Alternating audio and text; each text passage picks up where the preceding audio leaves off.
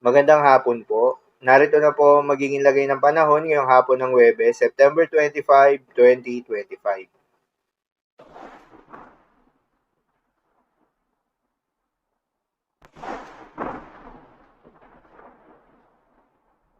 Sa kasalukuyan at ayon sa pag-asa, napanatili ni Bagyong Opong yung lakas nito habang nasa may Philippine Sea, silangan ng Eastern Visayas.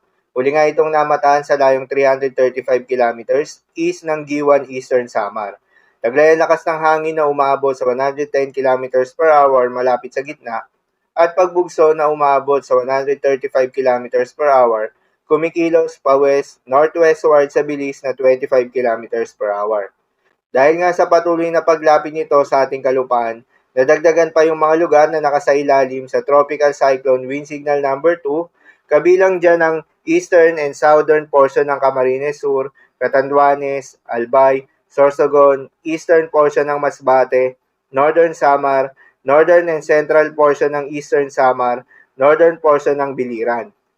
Habang Tropical Cyclone Wind Signal number 1 naman sa nalalabing bahagi ng Masbate, nalalabing bahagi ng Camarines Sur, Camarines Norte, Marinduque, Romblon, Oriental Mindoro, Occidental Mindoro, Calamian Islands, Quezon, Rizal, Laguna, Batangas, Cavite, Aurora, Metro Manila, Bulacan, Nueva Ecija, Tarlac, Pampanga, Zambales, Bataan, Central and Southern portion ng Isabela, Quirino, Nueva Vizcaya, Ifugao, southwestern portion ng Mountain Province, Benguet, southern portion ng Ilocos Sur, La Union, Pangasinan, nalalabing bahagi ng Eastern Samar, nalalabing bahagi ng Samar, nalalabing bahagi ng Biliran, Leyte, southern Leyte, northern portion ng Cebu kabilang ang Camotes Island at Bantayan Island, northern portion ng Negros Occidental, northern portion ng Iloilo, Capiz, Aklan, northern and central portion ng Antique,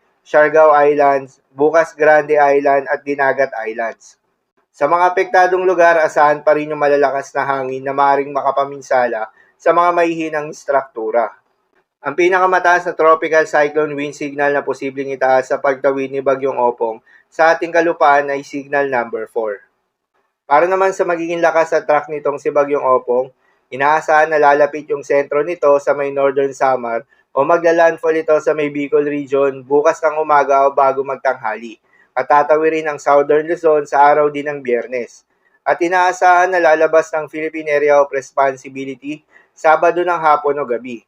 Si Bagyong Opong ay inaasahan na patuloy na lalakas sa may Philippine Sea hanggang sa maabot nito ang typhoon category bago maglandfall ng Bicol region o manatiling severe tropical storm category bago ito maglandfall. Inaasahan rin ang bahagyang paghina sa pagtawid nito sa ating kalupaan, subalit asahan ng muling paglakas kapag ito ay nasa may West Philippine Sea na. Para naman, paalala lamang po na mga nasabing forecast ay posible pa rin na magbago. Kaya naman patuloy lamang na magantabay sa mga update nating ilalabas, lalo na ng pag-asa. Maliban nga sa Bagyong Opong ay nakakaapekto pa rin itong southwest monsoon o hanging habagat sa malaking bahagi ng ating bansa na siya nagdudulot ng maulap na kalangitan na may paminsan-minsang mga pag-ulan. Dahil nga sa epekto nitong southwest monsoon, asahan rin ang malalakas na hangin na may kasamang mga pagbugso sa may Ilocos Region, Batanes, Cagayan, kabilang na ang Babuyan Islands, Isabela, Zambales, Bataan, Palawan, Visayas. Ito yung mga area na hindi kabilang sa mga tropical cyclone wind signal. Kabilang din ang Zamboanga del Norte, Misamis Occidental, Misamis Oriental, Camiguin, Caraga, Davao del Sur at Davao Oriental.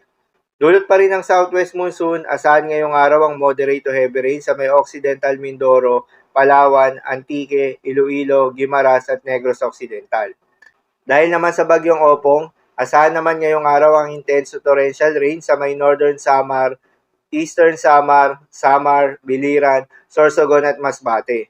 Habang heavy to intense rains naman sa may Quezon, Catanduanes, Camarines Sur, Albay, Romblon at Leyte.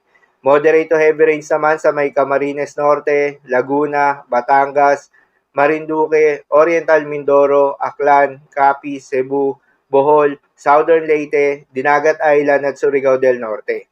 Sa mga apektadong lugar, ingat sa mga posibleng banta ng pagbaha at pagguho ng lupa, lalong-lalo na sa mga lugar na inuulan na noong mga nakaraang araw pa.